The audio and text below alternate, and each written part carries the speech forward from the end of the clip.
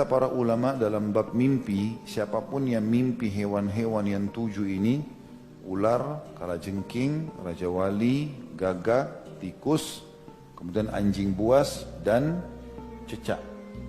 Ya. Berarti menandakan ada orang-orang yang buruk yang sedang mendekati dia. Seperti disebutkan oleh Ibnu Sirin rahimahullah, orang mimpi digigit tikus atau didekati tikus atau kalajengking atau ular. Ini berarti ada penjahat atau orang-orang fasik, lawan jenis yang buruk yang mau mendekati dia. Termasuk kalau orang istikharah, minta petunjuk kalau dia mau menikah lalu dia mimpi salah satu hewan ini, berarti yang jadi calonnya kemungkinan punya makna ke sana. Ini dijelaskan oleh Ibnu Sirin rahimahullah dalam Ta'wil Mimpi atau masalah ta'wil mimpi, karena hewan-hewannya disuruh bunuh. Ya, disuruh bunuh. Seringkali juga orang kalau kena sihir, mimpinya pasti salah satu dari 7 hewan ini. Dia mimpi kalajengking kah, dia mimpi ular kah, dan seterusnya. Hadis 601 menyebutkan tentang hewan-hewan yang boleh dibunuh, baik sedang ihram atau tidak sedang ihram, baik di wilayah haram atau di wilayah halal. Wilayah haram kayak Mekah sama Madinah. Selain daripada itu dikenal dengan wilayah halal. Haram artinya dimuliakan.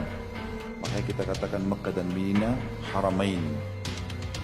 Dikatakan dalam hadis ini dari Aisyah radhiyallahu anha, beliau berkata, Rasulullah sallallahu alaihi wasallam bersabda, "Khamsun minad dawabi kulluhunna fawasiq yuqtalna fil hilli wal haram, al-aqrabu wal hida'ah wal ghurabu wal fa'ra wal kalbul aqur."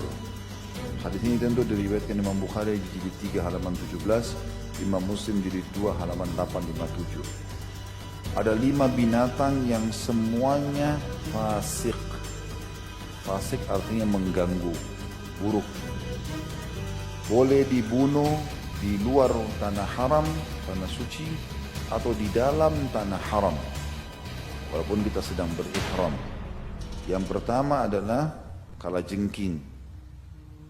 Yang kedua, burung raja wali. Yang ketiga, burung gagak. Yang keempat, tikus. Dan yang kelima, anjing buas. Anjing yang suka menggigit, ya, anjing buas. Dan ini memberikan gambaran kepada kita, orang tadi kalau lagi ihram tidak boleh berburu hewan. Tapi di sini dia bukan masuk dalam berburu. Hewan ini memang dasarnya boleh dibunuh. Bahkan ada hadis lain di bab solat yang menjelaskan bolehnya seseorang membunuh ular dan kalajengking dalam solatnya. Kata Nabi SAW, 2 hewan yang membinasakan, bunuhlah walaupun kalian sedang dalam keadaan solat, ular dan kalajengking. Hadis 602 dari Ibnu Abbas radhiyallahu anhuma, anna Nabi sallallahu alaihi wasallam ihtajama wa huwa muhrim. Bahwasanya Nabi sallallahu alaihi wasallam berbekam dalam keadaan beliau berihram. Hadis ini riwayat Bukhari dan Imam Muslim. Imam Bukhari menyebutkan di jilid 2 halaman 19, Imam Muslim jilid 2 862. Tentu ini hadis 601 tentang hewan yang boleh dibunuh. Kita tidak banyak merincikan ya. Tapi di sini memang ada bab khusus masalah sebenarnya bolehnya membunuh hewan-hewan ini. Tapi ada rincian, saya kasih gambarannya. Seperti misalnya ada hadis lain yang menyebutkan 5 hewan dibunuh di wilayah haram atau di luar haram. Di dalamnya masuk ular. Jadi ada 7 jenis hewan yang boleh kita bunuh. Ular, kalajengking, raja wali, gagak, tikus, dan anjing buas, dan cecak. Ya. Kenapa Allah suruh bunuh? Allahu a'lam. Ada hikmah, nggak ada hikmah, tetap kita jalankan. Kenapa Allah haramkan babi? Ada hikmah, nggak hikmah, tetap kita haramkan. Orang beriman menerimanya. Kalau nanti ada hikmahnya, ya itu pertambahan saja.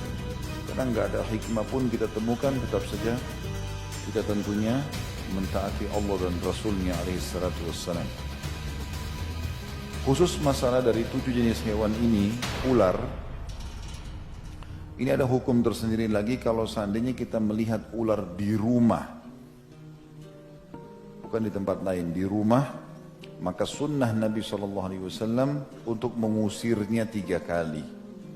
Katakan, keluarlah, 3 kali diusir. Karena kata Nabi SAW, kalau kalian temukan ular di rumah kalian, maka ingatkanlah 3 kali. Kalau dia jelmahan jin, dia akan pergi. Dan kalau dia tidak bergerak, tidak pergi, berarti dia ular biasa, bunuhlah dia. Ini perintah Nabi SAW, dan pernah terjadi di zaman Nabi SAW dalam hadis Bukhari, seorang sahabat baru menikah. Begitu dia pulang dari masjid Nabi SAW menuju ke rumahnya, dia temukan istrinya keluar tanpa hijab. Cemburu dia. Maka dia marah, kelihatan raut wajahnya marah. Lalu istrinya bilang, jangan kamu marah dulu, lihat ada apa di dalam rumah. Maka anak muda itu pun, sahabat itu pun masuk, ditemukan di ranjangnya ada ular besar. Maka dia pun langsung menghunuskan pedangnya dan melawan ular tersebut. Lalu dua-duanya mati.